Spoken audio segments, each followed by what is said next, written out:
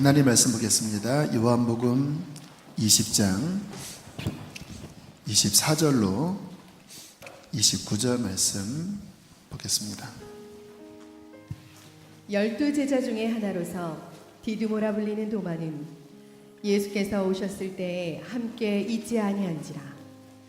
다른 제자들이 그에게 이르되 우리가 주를 보았노라 하니, 도마가 이르되 내가 그의 손에 못자국을 보며 내 손가락을 그 못자국에 넣으며 내 손을 그 옆구리에 넣어보지 않고는 믿지 아니하겠노라 하니라. 여드레를 지나서 제자들이 다시 집 안에 있을 때에 도마도 함께 있고 문들이 닫혔는데 예수께서 오사 가운데 서서 이르시되 너희에게 평강이 있을지어다 하시고, 도마에게 이르시되 내 손가락을 이리 내밀어 내 손을 보고 내 손을 내밀어 내 옆구리에 넣어보라. 그리하여 믿음 없는 자가 되지 말고 믿는 자가 되라. 도마가 대답하여 이르되 나의 주님이시요 나의 하나님이시니이다. 예수께서 이르시되 너는 나를 본고로 믿느냐? 보지 못하고 믿는 자들은 복되도다 하시니라. 아멘. 지난주에 주천동산교회라는 교회의 교인들이 저희 교회를 좀 방문했습니다. 한 3, 4년 전에 저희 교회 청년들이 거지순례 하다가 강원도 영월 주천의 아주 허름한 교회를 방문하게 되었습니다.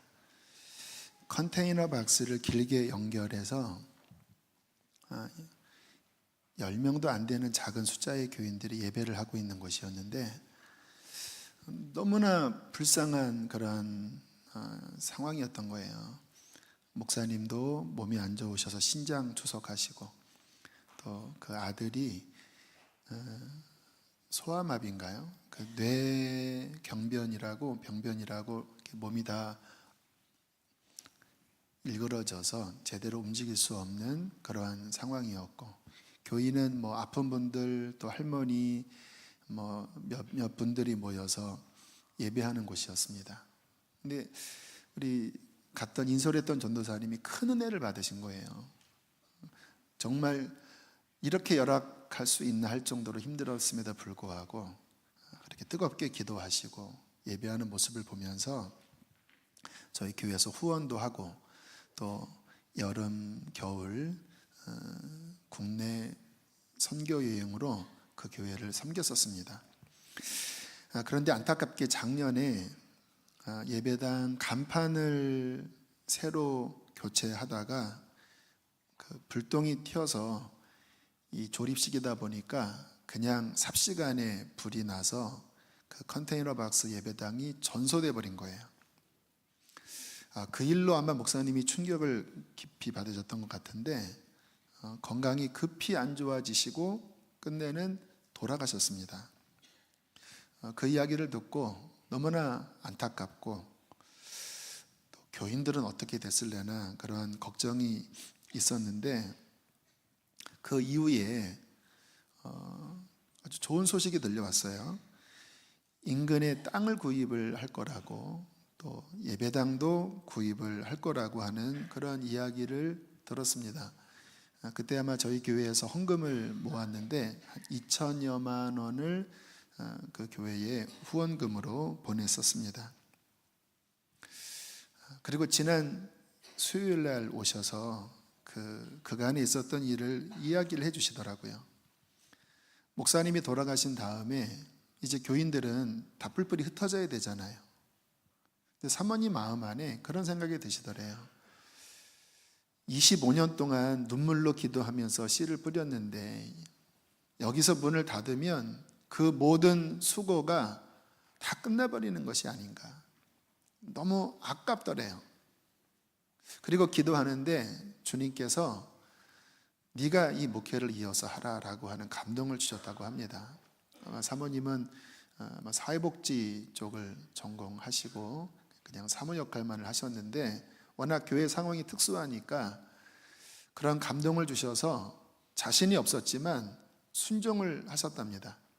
기적이 벌어진 거예요. 그 인근에 그 여호와 증인에서 그 굉장히 오랜 시간 사용했던 땅과 건물이 있었는데 그 여호와 증인 그 초소에서 분쟁이 일어나면서 사람들이 흩어졌고 그곳이 이제 매매로 나온 거예요. 그런데 하나님께서 우리 교회뿐만 아니라 많은 주변의 손길들을 통해서 그곳을 인수하게 하시고 거기에 예배당을 리모델링해서 들어가셨다라는 거예요. 근데 교인들을 보고 제가 참 감명을 받은 게 뭐 60대, 70대에 다 어르신들인데요. 담임 목사님 돌아가셨으니까 가장 큰 시험이잖아요. 거의 뭐 흩어져야 되는 상황 아니겠습니까? 근데 교인들이 그렇게 뜨거우신 거예요. 우리 목사님의 그 믿음을 이어받아서 우리 사모님, 이제 전도사님이라고 부르시더라고요. 그 사모님, 전도사님과 함께 열심히 기도하면서 하나님을 섬길 겁니다. 그러시면서 우리는 빚도 없대요. 그래서 우리 교회보다 낫습니다. 그랬습니다.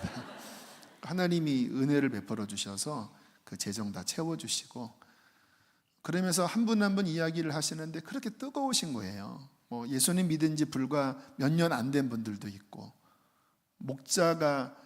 목자를 잃었음에도 불구하고 오히려 더 뜨거운 믿음, 더 성령 충만해서 그렇게 똘똘 뭉치는 모습을 보고 제 마음에 깊은 감동을 받았습니다. 여러분, 우리의 믿음이란 환경의 영향을 안 받는 건 아니지만 환경이 절대적이지 않아요. 아무리 어려워도 그 어려움을 이기고 더 믿음이 충만해져서 하나님의 역사를 경험하는 경우도 있고 또 반대로 별거 아닌 어려움을 만나 낙심하여 믿음이 떨어져 방황하는 경우도 많이 있습니다. 오늘 우리는 우리의 믿음을 한번 점검을 해봤으면 좋겠어요. 믿음은 단순한 게 아니거든요. 성경에 보면 살아있는 믿음이 있고 죽은 믿음이 있습니다. 건강한 믿음이 있고 병든 믿음이 있어요. 충만한 믿음이 있고 떨어진 믿음이 있습니다. 오늘 본문에 우리가 잘 아는 도마라고 하는 제자가 나옵니다. 굉장히 이성적인 사람이었던 것 같아요. 예수님이 돌아가시자 믿음이 떨어져 버렸습니다. 여러분, 이성적인 게 나쁜 건 아니지만 이성으로 사는 사람들은 환경에 자꾸 흔들리는 경향이 있습니다. 믿음은 보는 것으로 사는 것이 아니라 보이지 않는 하나님 또 그의 약속을 붙잡고 사는 게 믿음이거든요. 예수님께서 살아생전에 죽은 자 살리셨잖아요. 그리고 제자들에게 내가 죽지만 부활한다고 말씀하셨잖아요. 그러면 내 눈앞의 현실이 비록 참담해도 예수님 돌아가셨어도 믿음은 예수님을 바라보고 그 약속을 붙잡는 거잖아요. 근데 이 도마는 굉장히 이성주의적인 사람이라 예수님이 돌아가시자 그만 믿음이 꺾여져 버렸습니다. 예수님께서 약속대로 부활하셨고 또 많은 사람들을 만나 주셨음에도 불구하고 도마는 그 현장에 없다라고 하는 이유 때문에 예수님의 부활을 믿지 않았어요. 심지어는 오늘 본문에 보면 이렇게 이야기를 하지요. 내가 예수님의 손의 못자국을 보고 똑똑히 보고 내 손가락으로 창에 찔린 옆구리에 넣어보지 않고는 못 믿겠다라고까지 이야기를 할 정도였어요. 믿음이 완전히 흔들린 거죠. 사람이니까 연약해서 그런 어려운 상황이면 흔들릴 수는 있는데 지금 도마는 믿음이 꺾여버린 겁니다. 뭐 봤다고 웃기지만 어떻게 죽은 자가 살아나냐. 주님이 내 앞에 나타나서도 나는 못 믿어. 그 손과 옆구리에 내 손을 이렇게 넣어봐야 돼 라고까지 이야기를 했습니다. 그때 바로 예수님께서 나타나셔서 도마에게 말씀을 하시는 거예요. 내 손가락을 이리 내밀어 내 손을 보고 내 손을 내밀어 내 옆구리에 넣어보라. 그리하여 믿음 없는 자가 되지 말고 믿는 자가 되라. 도마가 대답하여 이르되 나의 주님이시요 나의 하나님이시다. 너는 나를 본고로 믿느냐? 보지 못하고 믿는 자들은 복되도다 하시니라. 무슨 말씀입니까? 너는 믿음을 가져라. 환경에 흔들리지 않는 굳건한 믿음을 가져라. 주님이 우리에게 바라시는 것은 믿음을 갖는 것입니다. 그런데 우리의 믿음이 생각보다 작아요. 여러분 아십니까? 겉으로 크게 주여주여 해도 말 그럴듯하게 해도 그것과 실상 그 마음 안에 있는 믿음과 별개인 경우 얼마나 많은지 몰라요. 목회자도 마찬가지예요. 설교하지만 막상 어려움이 와보면 그 믿음의 실상이 드러나는 경우가 많이 있지요. 제가 군대 갔다 와서 오산이 기도원에 금식 기도하러 갔었습니다. 근데 왠지 그런 마음, 이렇게 감동이 있었습니다. 헌금을 다 드려봐야 되겠다. 근데 문제는 집에 갈 차비까지 다 드리고 싶다라는 마음이 드는 거예요. 이제 모든 집회가 마치고 제가 어떠한 기대가 있었냐면 헌금을 드렸으니까 아마 예배 중에 누군가 감동을 받아서 나한테 와서 당신 헌금 냈지요? 하나님이 차비를 주라고 합니다. 이런 응답이 올 줄 알았어요. 근데 내내 기다려도 안 오더라고요. 모든 집회가 끝나고 기도원에서 여의도까지는 셔틀버스가 있었기 때문에 여의도까지 왔는데 여의도에서 집에 가려고 하니까 차비가 없는 거예요. 제가 당황하기 시작했습니다. 이때쯤 뭔가 응답이 와야 되는데, 그래서 이제 그 주변 교회에 들어가서 내가 실은 전도사인데 차비가 없습니다. 차비 좀 주십시오 했더니 줬을까요? 저를 구걸하는 사람 취급을 하더라고요. 그 마음이 좀 상했습니다. 이것 봐라. 하나님, 이게 뭐지요? 그리고 당황해서 막 쩔쩔매고 있다가 뒷주머니를 이렇게 보니까 그때는 그 전화카드라는 게 있었습니다. 공중전화 전화카드. 거기에 한 6,000원인가 있었고 집에 가려면 3,000원 정도 있으면 갈 수 있었어요. 정거장에서 어떤 예수님 안 믿는 분 같았어요. 그분에게 이 전화카드에 3,000원이 있는 줄 믿습니까? 6,000원이 있는 줄 믿습니까? 그렇게 얘기는 안 했지만 여기 돈 있는데 3,000원만 주십시오. 드리겠습니다. 했더니 저를 이렇게 불쌍한 눈으로 보더니 3,000원을 이렇게 주더라고요. 그래서 그 전화카드 주고 그 돈 받고 집까지 왔는데 제가 그 일로 하나님께 약간 삐졌어요. 근데 생각을 해보면 제가 헌금을 이렇게 낸 게 좀 착각일 수도 있겠죠. 하나님을 시험한 마음도 있었을려나 모르겠습니다. 근데 결과론적으로 보면 어쨌든 뒷주머니에 그 전화 카드가 차비와 바꿀 수 있는 그 상황이었잖아요. 그러니까 하나님이 응답을 하긴 하신 건데 내 생각대로 된 건 아니에요. 그래서 그 일로 인해서 제 마음 안에 조금 하나님 앞에 좀 이렇게 삐진 마음이 당분간 있었습니다. 지금도 약간 그 부분에 구립니다, 제 마음이. 근데 그게 우리예요. 우리는 신앙생활 하면 특히 좀 열심히 하면 이렇게 내가 원하는 계획대로 착착 풀리기를 원합니다. 내가 이렇게 했으면 이런 응답이 오고, 그래서 이러한 문제가 잘 해결돼서 주님이 하셨습니다 간증하고. 그런데 그렇게 진행되지 않을 때가 많거든요. 그러다 보면 그때 우리의 믿음이 약해지고 흔들립니다. 많은 사람들이 이러한 상황 속에 믿음이 흔들려요. 약화됩니다. 믿음이 떨어지면 나타나는 증세가 있어요. 많은 분들이 몸이 좀 안 좋으면 내가 지금 감기 걸렸구나, 병원 가야 되겠구나, 이렇게 자각 증세를 통해서 해결책을 찾는데, 영적인 질병이 들 때, 믿음이 떨어지는 영혼의 병이 들 때 분명히 자각 증세가 있는데도 거기에 적절한 반응을 하지 않아서 믿음이 심각하게 무너지는 경우도 많이 있습니다. 그래서 오늘 우리가 이 믿음의 회복에 대한 말씀을 나누면서 지금 내 믿음이 건강한가? 떨어졌나? 이 부분을 점검을 해봤으면 좋겠어요. 믿음이 떨어지면 첫 번째 나타나는 현상이 열정이 식습니다. 신앙은 마음이거든요. 예수님께서 뭐라고 책망하셨습니까? 이 백성이 입술은 나에게 가깝지만 마음은 내게서 멀다. 마음이 떠나면 아무리 예배당에 있어도 하나님에게서 떨어져 있는 거예요. 세상에 있는 거예요. 신앙이 떨어지면 이 마음이 식고 열정이 식습니다. 하나님에 대한 열정뿐만 아니라 교회에 대한 열정, 영적인 열정이 불이 꺼져요. 이 열정이 꺼지면 어떤 일이 벌어지는지 아세요?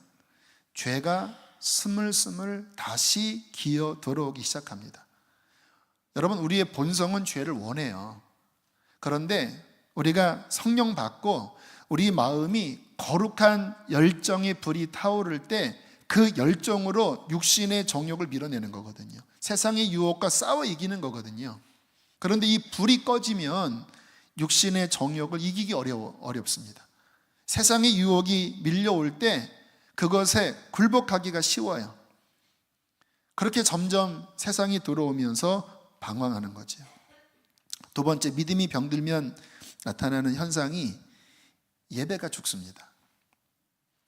여러분, 예배는 신앙의 심장과 같아요.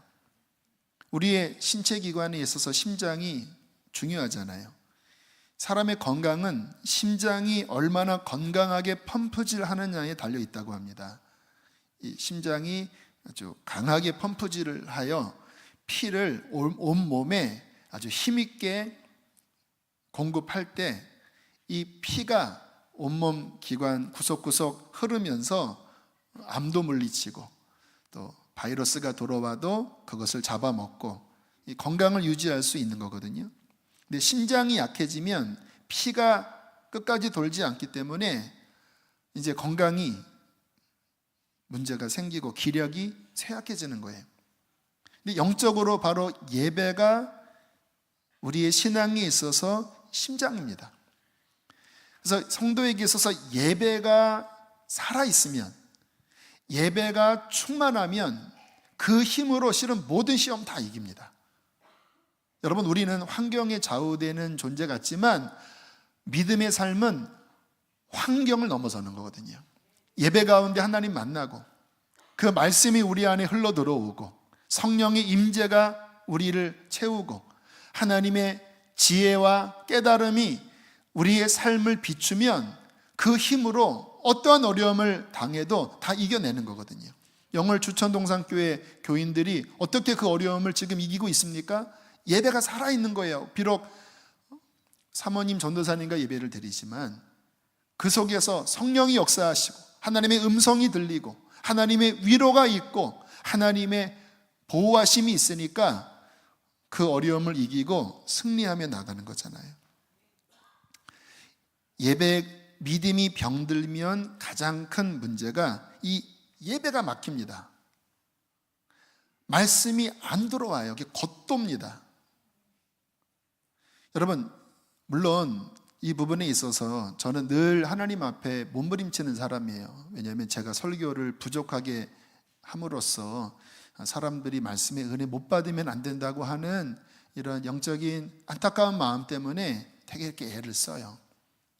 그래도 저는 부족하기 때문에 성도님들 또 은혜 못 받는 그런 경우 볼 때마다 자책합니다.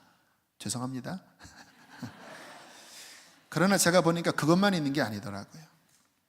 성령이 분명히 역사하시는데도 어떤 분이 영적으로 병들면 말씀이 안 들어가요. 그쪽으로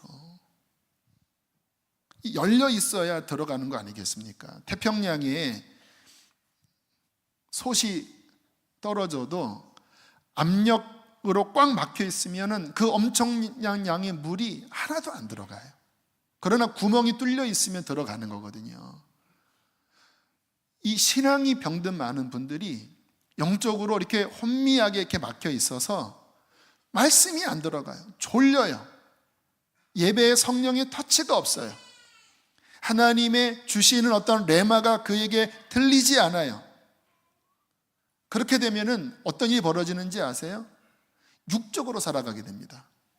우리는 세상 사람과 다른 존재인 것은 성령으로 말미암아 영적 힘으로 살아가는 자이거든요. 그런데 언제나 이 영적 힘은 하나님과 관계가 열려 있어야 그 힘이 우리에게 주어지는데, 예배가 막히고 말씀이 막히고 은혜가 막혀버리면 이게 딱 차단되면서 이제 육적인 힘으로 살아가야 돼요. 그럼 어떻게 사는지 아세요? 분주하게 살아갑니다. 뭔가 바빠요. 그런데 하나님과 관련된 것에 바쁜 게 아니라 그냥 바빠요. 그래서 예배 나오기가 어려워요. 왜? 예배 나가고 싶지도 않아요. 왜? 가도 은혜가 안 되니까. 기도가 돼야 기도회를 가지 않겠습니까?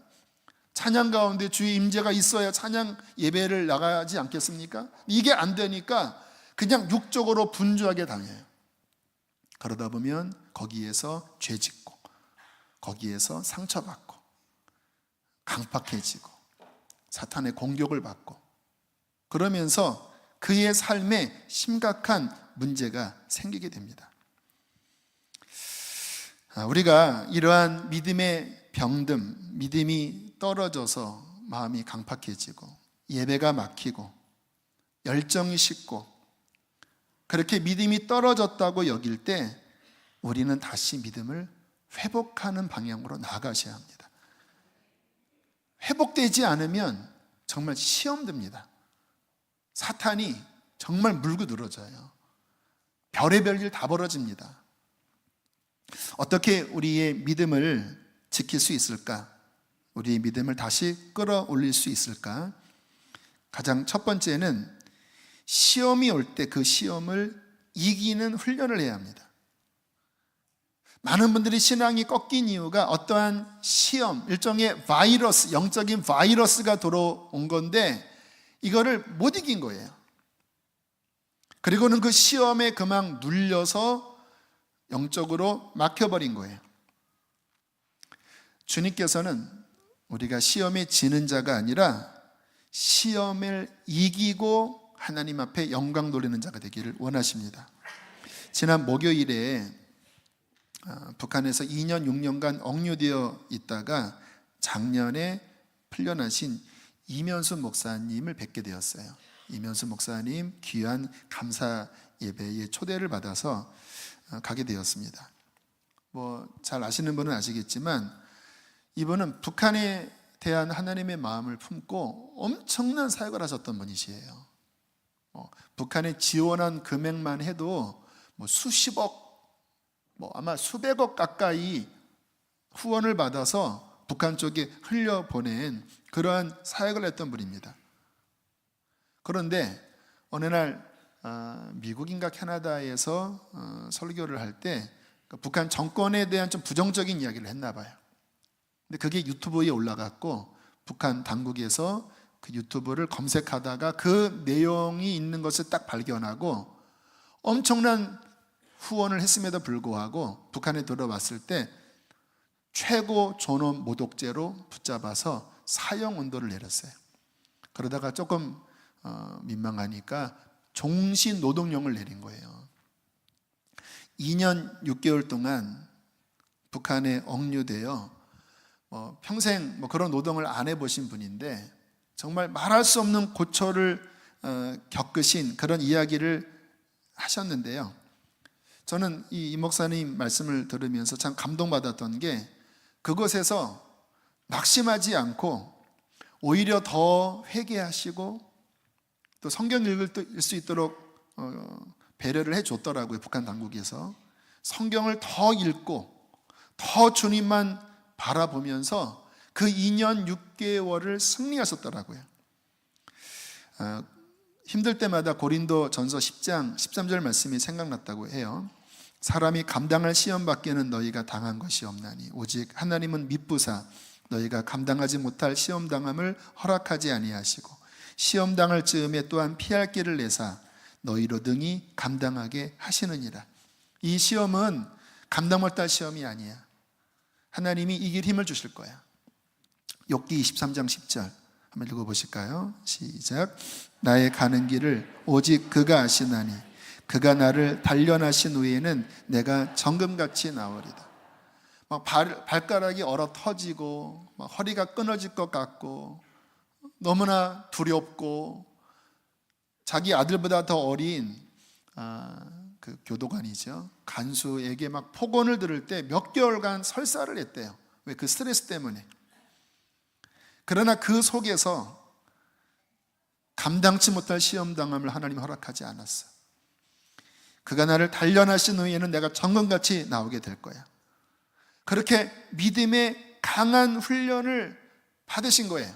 낙심하지 않고. 근데 저는 이면수 목사님 설교를 처음 들었거든요.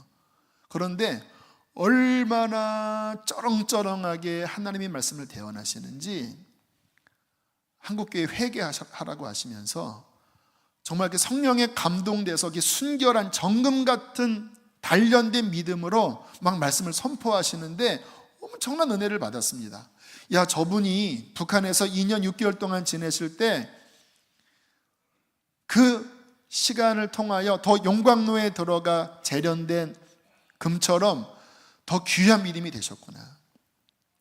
그 김하준 장로님이 나오셔서 그 축사를 하셨는데 그 이제 전부터 김하준 장로님과 이면수 목사님 그 북한 중국 주중대사 때부터 이제 좀 친분이 있었다고 하더라고요. 임 목사님 억류되었다고 하는 소식을 듣고 김하준 장로님이 기도를 하셨대요. 주님, 어떻게 해야 합니까? 어떤 일입니까? 근데 갑자기 마음 깊은 곳에 감사가 나오더래요. 이거 하나님의 계획이 있는 거구나. 북한을 위해서 더 기도하게 하시려고 하나님께서 이면수 목사님을 심으셨고 또 그 당시에 전 세계 수많은 크리스찬들이 기도했거든요. 우리도 기도했잖아요. 수요 중보 때. 북한을 위한 기도를 쌓기 위하여 하나님이 특별한 시간을 주신 것이구나. 그래서 사모님에게 연락해서 사모님 걱정하지 마십시오. 낙심하지 마십시오. 기뻐하셔야 합니다. 더 감사하셔야 합니다. 그리고 빨리 나오면 안 됩니다. 빨리 나오지 않게 기도하시라고. 분명히 나오실 텐데 이 시간은 이면수 목사님의 인생에 있어서 또 여러 정황상 아주 귀한 시간이 될 것입니다. 그리고는 2년 반 동안 고초를 겪으셨지만 그곳에서 많은 하나님의 은혜를 경험하고 정금같이 되어 나오셨어요. 여러분, 우리가 신앙생활을 하면서 그와 같은 고난이 있을 때가 있죠. 기도해도 응답이 더딜 때가 있죠. 내가 원하는 그림대로 안 될 때도 많이 있어요. 그때 내가 인간의 생각을 하고 낙심해버리면 신앙이 꺾입니다. 회의감이 들어요. 열정이 이루어져 버려요. 예배에서 멀어집니다. 방황합니다. 그러나 바로 그때 믿음을 굳건하게 하여 이 눈에 아무 증거 아니 보이고 이 귀에 아무 소리 아니 들려도 나는 하나님을 신뢰합니다. 나는 하나님을 믿습니다. 나는 보는 것으로 사는 것이 아니라 믿음으로 살아갑니다. 그렇게 믿음을 꺼집어서 사용할 때 그 믿음이 단련됩니다. 그 믿음이 더 성장돼요. 하나님은 이러한 믿음을 찾으세요. 이러한 믿음을 통하여 하나님께서는 귀한 역사를 이루시는 분이세요. 제가 2003년 개척교회를 하다가 조금 더 훈련이 필요하겠다라고 하는 마음이 들어서 기도해서 응답받고 안성하는 교회를 갔습니다. 그때 유기선 목사님이 심우하는 교회였고 유 목사님은 뭐 지금도 그렇지만 감리교단에서 목회를 제일 잘하시는 분이거든요. 근데 간지 3개월 만에 임지를 옮겨버리신 거예요. 부목사의 입장에서 담임자가 바뀌는 것은 상당한 어려움입니다. 그때 또 제가 신앙에 고민이 든 거예요. 그 오산인 기도원에서처럼 응답 잘못 받았나? 분명히 하나님이 말씀하셔서 온 거 맞는 것 같은데. 근데 교회는 굉장히 어려움 가운데 이 담임자 바뀐 가운데 혼란이 있었고 그때 주님께서 이러한 문구를 통해서 제게 말씀하셨습니다. 하나님은 사랑이시다. 그래서 그분의 뜻은 항상 최선이다. 하나님은 전지하시다. 그래서 그분의 인도하심은 항상 옳다. 믿으라는 거예요. 하나님 너 사랑하시고 하나님 모든 것 아시는데 실수하신 게 아니야. 지금 네 생각에 뭔가 안 맞는 것처럼 보여도 하나님은 너를 사랑하시고 모든 것을 아시기 때문에 너에게 허락된 모든 것은 최선이야. 가장 좋은 길이야. 너는 환경에 흔들리지 말고 믿음으로 하나님을 신뢰해라. 믿음을 딱 붙잡으니까 마음이 딱 안정이 되더라고요. 성경에 의인은 믿음으로 산다고 할 때 이게 바로 믿음이더라고요. 환경을 바라보니까 마음이 막 번민되고 또 낙심이 되고 불평이 남았는데 환경은 하나도 안 바뀌었어요. 근데 믿음을 붙잡으니까 그 순간 마음이 고요해지더라고요. 풍랑이 잠잠해지고, 그리고 2년 정도 있다가 다시 주님이 인도하셔서 선화목적교회 갔거든요. 근데 지금 돌이켜보면 그 안산에서의 그 2년의 시간은 제 생애에 가장 행복했던 시간 가운데 하나예요. 그때 젊은이들 사역도 하고 또 그곳에 있는 영혼들을 섬기면서 그때 생각하면 기쁨이 있습니다. 여러분, 하나님의 인도하심이 내 생각과 다르다 할지라도 우리가 하나님을 굳건하게 신뢰하고 믿음으로 걸어가면 주님은 그 모든 것 가운데 은혜를 주십니다. 그리고 아름다운 결실을 맺게 하시는 거예요. 하나님이 우리에게 바라시는 것은 이 믿음을 가지라는 거예요. 성경을 보세요. 하나님의 사람들의 많은 길 안에 그러한 문제들이 있었습니다. 욥을 보십시오. 자녀들 다 죽고 재산 다 날아가고 온몸에는 악창이 들어서 인간으로서 살 수 없는 지경까지 갔어요. 아브라함을 보십시오. 하나님의 명령에 따라 본토 친척 아비집을 떠나 가나안에 온 그 이듬해 흉년이 들었습니다. 자식 준다고 약속해 놓고 10몇 년 동안 100세가 되기까지 아무런 변화가 없는 거예요. 주님은 뭐라고 말씀하십니까? 네 눈에 증거가 아니 보이고 귀에 아무 소리 안 들려도 나의 의인은 믿음으로 살 것이다. 하나님이 반드시 계시고 하나님은 너를 사랑하시고 그의 모든 뜻은 완전하다고 하는 것을 믿음으로 사는 것이다. 그래서 하박국이 이렇게 고백했지요. 비록 무화과 나무가 무성치 못하며 포도나무에 열매가 없으며 감람나무에 소출이 없으며 밭에 먹을 것이 없으며 우리의 양이 없으며 외양간에 소가 없을지라도, 그 다음 읽겠습니다. 나는 여호와로 말미암아 즐거워하며 나의 구원의 하나님으로 말미암아 기뻐하리로다. 할렐루야. 하나님 때문에 나는 이 세상에서 기쁨을 가질 수 있고 그 하나님이 나를 구원하실 것을 믿음으로 말미암아 나는 행복해 할 것입니다. 이 굳건한 믿음으로 살라는 거예요. 두 번째, 이 믿음을 지키는 길은 깨어있는 것입니다. 여러분, 우리의 신앙생활에 영적 싸움이 있는데요, 그것은 뭐냐면 우리의 신앙을 노리는 적과의 싸움이 있다는 거예요. 예전에는 월급을 봉투로 받았잖아요. 그래서 남성들이 이 두툼한 월급 봉투를 받으면 상당히 행복했습니다. 그것을 아내에게 했다 하고 주면 권위가 있었거든요. 근데 지금은 그게 다 없어졌는데, 근데 그 당시에 그 월급날에 월급을 노리는 쓰리꾼이 있었어요. 쓰리꾼 아십니까? 그래서 그때 저도 기억해보면 많은 사람들이 그 월급을 주머니에 넣고 또는 가방에 넣고 오다가 차 안에서 또 길거리에서 쓰리 맞았다고 하는 이야기를 종종 들었어요. 근데 보면 기가 막혀요. 이렇게 막 앞에서 바람잡이가 이렇게 하면 한눈 팔 때 싹 쓸어가고, 또 이 면도칼로 가방 밑을 꽉 찬 이 버스 안에서 싹 뜯어서 그 월급 봉투를 싹 빼가면서 나중에 딱 와봤더니 밑에 가방이 뜯어져 있고 한 달 벌은 월급 다 날라갔다고 그렇게 황망하게 이야기한 그런 일들이 종종 있었죠. 여러분, 우리의 믿음이 그래요. 여러분, 믿음은 영적으로 볼 때 아주 귀중한 보화 같은 거예요. 이 믿음이 우리 안에 있으면 이 믿음으로 하나님 만나거든요. 이 믿음이 있으면 믿음으로 말미암아 하나님과 동행하게 되거든요. 그래서 영적으로 보면 우리가 믿음을 갖고 걸어가면 사탄이 이 믿음을 훔치려고 합니다. 복음서에 보면 이 믿음의 말씀 씨앗이 뿌려졌을 때 사탄이 와서 훔쳐갔다고 그랬잖아요.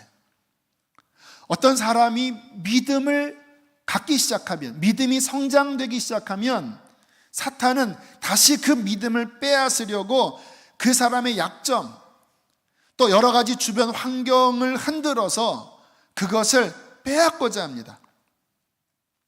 제가 공주에 첫 목회를 나갔을 때 가자마자 첫 번째 10일 특별 새벽 기도를 했거든요. 아무튼 그 교인들이 그 10일 동안 새벽 기도 하면서 참 많이 회복이 됐는데요.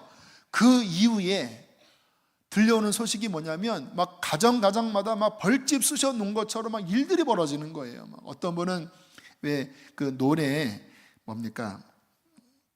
어떤 벌레에 물려서 그 온몸에 막 열병이 생기는 그런 거 있잖아요. 그래서 뭐 그런 풀밭에서 자지 말라고 하는 뭐 그거에 물려서 막 거의 막 3일 동안 사경을 헤매는 분도 있고요. 뭐 어떤 분은 막 아무튼 각 가정마다 이 들쑤신 일이 벌어진 거예요. 그때 제가 나이가 30살이었는데 제가 그 영적 원리를 잘 몰랐던 거예요. 이 시골 교회에 가라앉아 있던 교회에 막 기도가 살아나려고 하니까 이 영적 반격을 받은 겁니다. 그때 물러나지 않고 더 진격해서 뚫고 나갔으면 아마 훨씬 더 승리하는 목회를 했을 텐데 그때 주춤거리다가 주도권을 빼앗긴 기억이 나요. 우리의 신앙생활에 가만히 보세요. 우리의 모습을 보면 우리 교회 처음 와서 뭔가 회복이 되고 또 훈련받고 뭔가 믿음이 살아났다가 그 살아난 믿음이 쭉 올라간 분도 계시고 또 무슨 일 때문에 믿음이 꺾인 분들도 계셔요. 왜 그런 일이 벌어졌을까요? 환경적인 이유가 있습니다. 그러나 영적인 눈으로 보면 내 믿음을 쓰리맞았구나. 내가 하나님 앞에 다시 기쁨이 회복되고 기도가 회복되고 순결함이 회복되는 것을 시기하는 대적 원수 사탄의 공격을 받았을 때 내가 이것을 지키지 못하고 빼앗겨 버렸구나. 근데 왜 빼앗긴지 아세요? 깨어있지 않았기 때문에 그래요.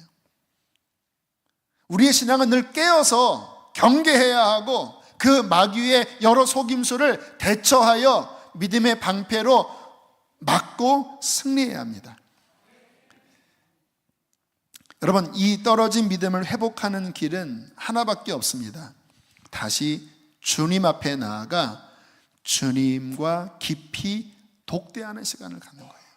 이것은 우리의 신앙생활 회복에 있어서 아주 핵심적인 부분입니다. 그 이면수 목사님이 그런 이야기를 하시더라고요. 북한에 억류되어 있었을 때 감사했대요. 뭐가 감사했냐면 하나님을 깊이 만나는 시간이었다라는 거예요. 물론 그 전에 북한 구제하는 사역을 했을 때 참 선한 일을 했지만 너무 바쁘셔서 성경을 많이 읽지 못했노라고 그렇게 겸손한 이야기를 하시더라고요. 너무 바빠서 하나님을 깊이 만나는 시간이 없었대요. 그래서 자꾸 자신의 이러한 믿음이 영적으로 떨어지는 현상을 보면서 어디 수도원을 갈까? 이집트 어디에 그런 수도원 공동체가 있는데 거기 한 6개월간 다녀올까?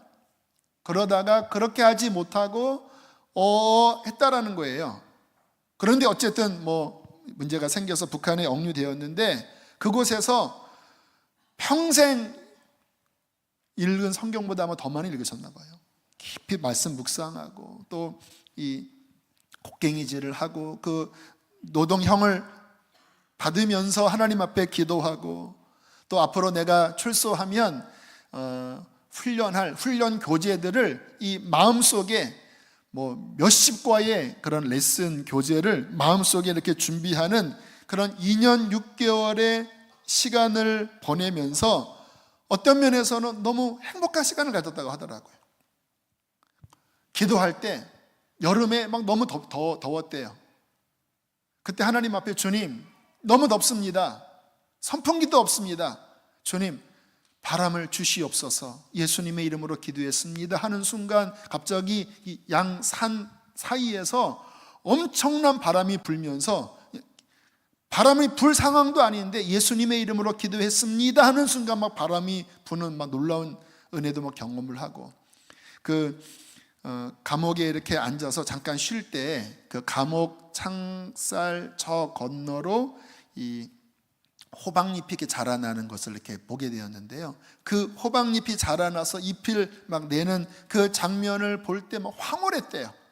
하나님의 그 창조의 섭리를 호박잎 하나를 보면서도 너무나 깊이 느끼면서 황홀하셨대요. 여러분, 우리의 삶에 믿음이 회복되는 길은 그 하나님 앞에 더 깊이 나아가는 것입니다. 많은 분들의 신앙이 왜 떨어질까요? 분주해요. 뭐 때문에 이렇게 분주한지, 하나님과의 만남은 싹싹 피하면서 예배도 피하고 말씀도 깊이 못 들어가고 하는데, 뭐 그렇게 자식 돌봐야 하고 뭐 누구 만나야 하고 뭐 일해야 되고 하면서 영적으로는 피폐해져 있고 믿음은 뚝 떨어져 있고 하나님의 은혜는 메말라 있는 경우가 얼마나 많은지 모릅니다. 누가복음 21장 34절에 이렇게 주님이 경고하셨습니다. 우리 함께 읽겠습니다. 시작. 너희는 스스로 조심하라. 그렇지 않으면 방탕함과 술 취함과 생활의 염려로 마음이 둔하여지고 뜻밖의 그날이 덕과 같이 임하리라. 그러므로 너희는 장차올 이 모든 일을 능히 피하고 인자 앞에 서도록 항상 기도하며 깨어 있으라. 항상 기도하며 이 시험과 싸우고, 그리고 아무리 힘들어도 내 앞에 기어서라도 나와서 나를 독대하고 나의 음성을 듣고 내 앞에 서 있도록 힘쓰라고 주님께서는 우리에게 권면하시는 겁니다. 지난 주간 이 말씀을 준비하면서 저를 위해서 그리고 우리 성도님을 위해서 기도하는 시간을 가졌습니다. 제 믿음도 아무튼 약간 가라앉은 느낌도 들었고, 또 우리 교우들의 믿음도 그렇게 뭔가 떨어진 분들이 적지 않다라는 마음이 들어서 하나님 앞에 이 말씀을 붙잡고 기도하는 시간을 가졌습니다. 근데 주님께서 이 믿음의 원리를 깨닫게 하시더라고요. 여러분, 믿음은 관념이 아닙니다. 히브리서에 뭐라고 말씀하냐면 믿음의 주요 온전케 하시는 이인 예수를 바라보라라고 할 때 원어적인 의미는 믿음의 창시자요 완성자인 예수를 바라보라.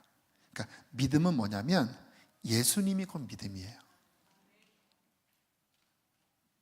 어떤 데 관념이 아니라 믿음은 뭐냐면 그 예수님이 내 안에 들어오는 겁니다. 그래서 믿음이 있는 상태는 그 예수님과 연결된 상태예요. 내 마음이 열려서 내가 사는 게 아니라 그 예수님이 내 안에 흘러 들어와 그 예수님의 생명력으로 삽니다. 그래서 믿음이 살아있는 상태가 되면, 믿음이 충만한 상태가 되면 내가 앞서지 않고 주님이 앞서요. 왜요? 믿음은 주님이 사는 거거든요. 주님이 앞서면 어떤 일이 벌어집니까? 그분이 은혜로 나를 보호하세요. 연약해도 나를 보호하세요. 그 은혜가 나를 이끄세요. 그러니까 수고하고 무거운 짐진 이 세상에서 짐을 주님께 맡기면서 평안함 중에 걸어갈 수 있는 거예요.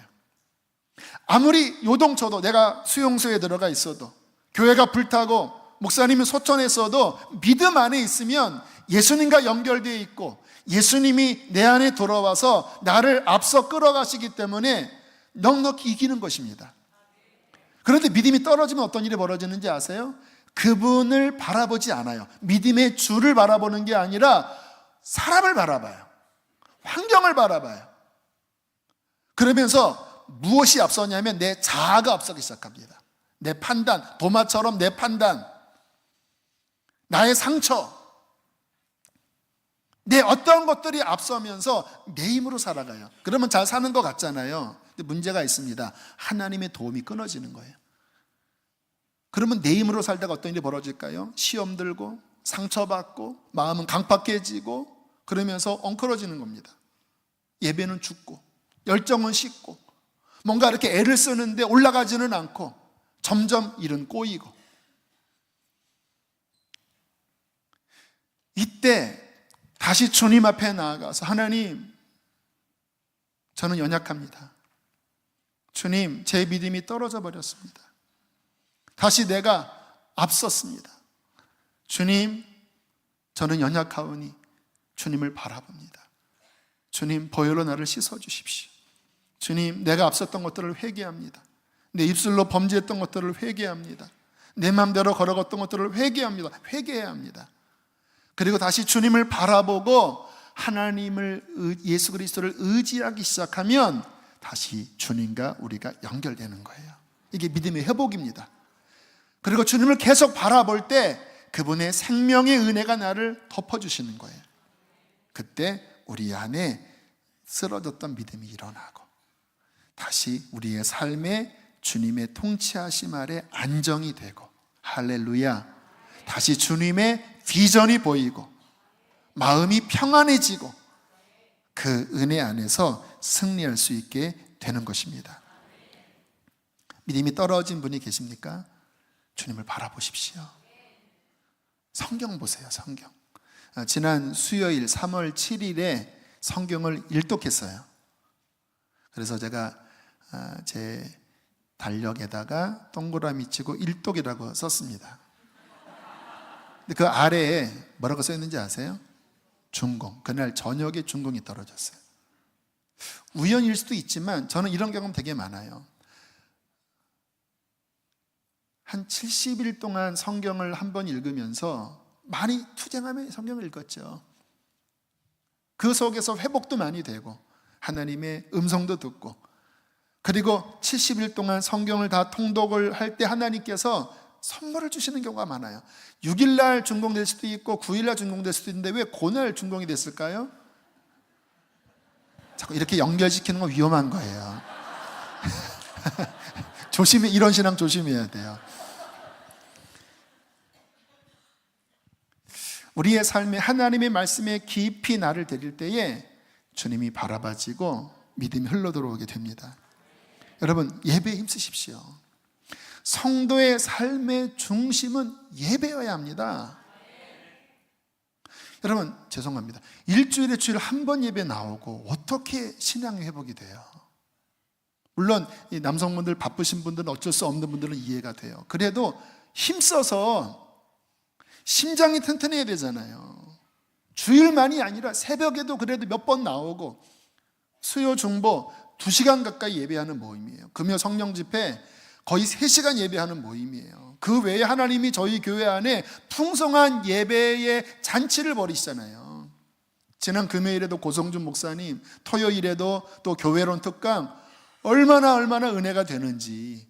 그러한 시간을 통하여 말씀이 들리고 하나님 만나고 심장이 폭해야 바이러스 물리치고 믿음으로 움직일 게 아닙니까?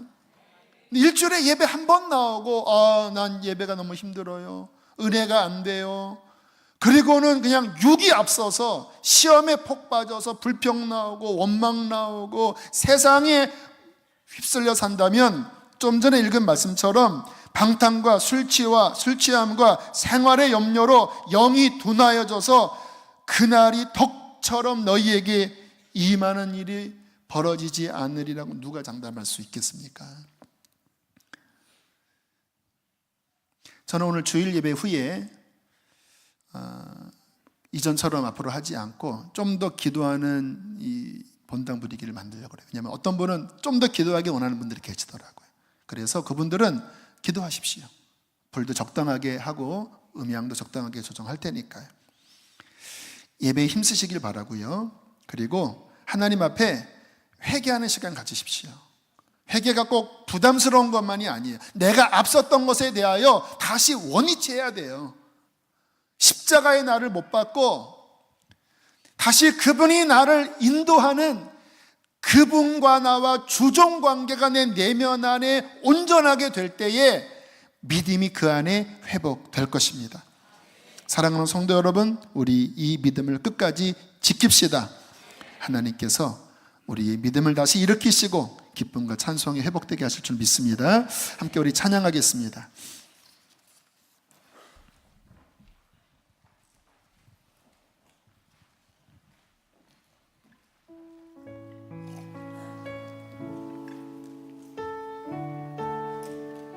차라리 지금부터 불을 아까 얘기했던 대로 그렇게 조정하시고 기도하고 돌아가시겠습니다. 나 주를 멀리 떠났다.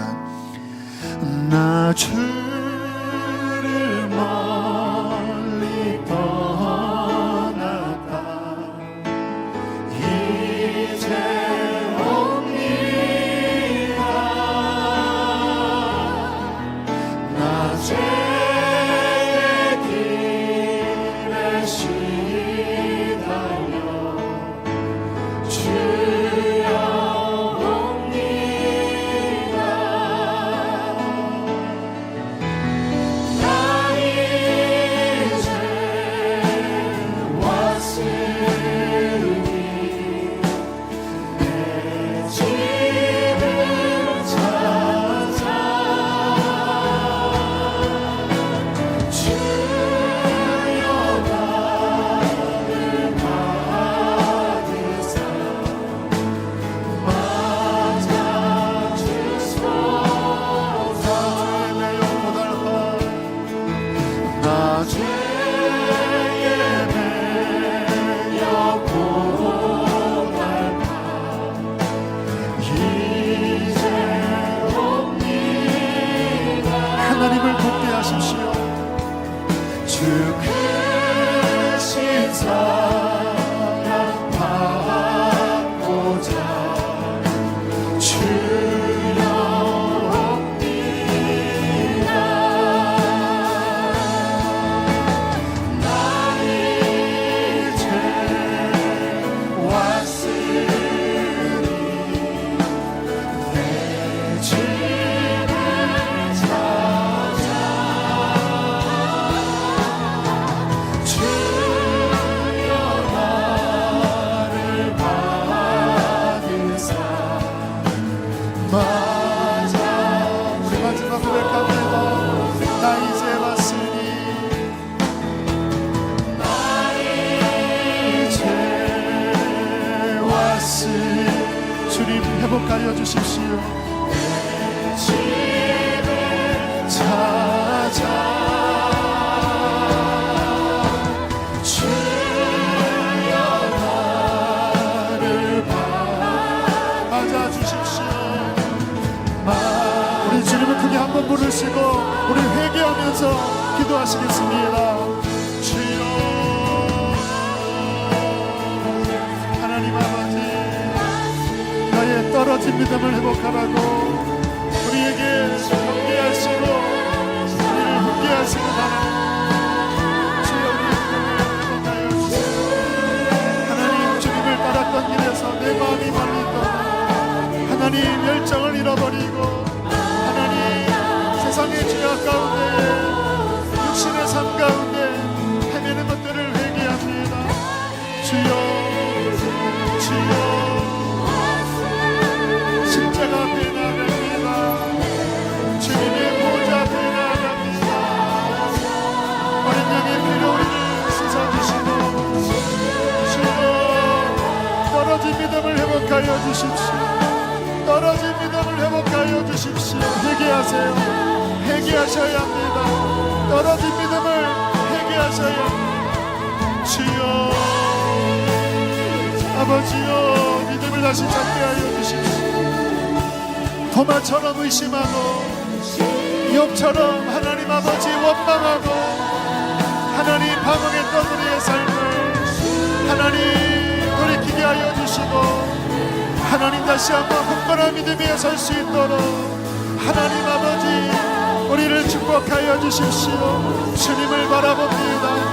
예수님만을 바라봅니다. 주여 모든 짐을 주께 맡깁니다. 여러분의 모든 짐을 주 앞에 맡기십시오. 모든 무거운 짐을 주 앞에 내려놓으세요. 오직 주님을 붙잡으셔야 합니다. 주여, 주여, 아버지여, 아버지여, 내려주시옵소서. 아버지, 더 기도해야 될 분들은 가지 마시고 10분 15분 더 기도하다가 가시길 바라요. 주님이 당신을 만나기를 원하십니다.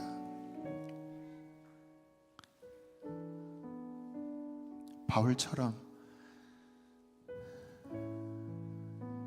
네가 하는 것이 마치 말이 가시체에 뒷팔질 치는 것과 같다. 네 힘으로 애쓰는 것.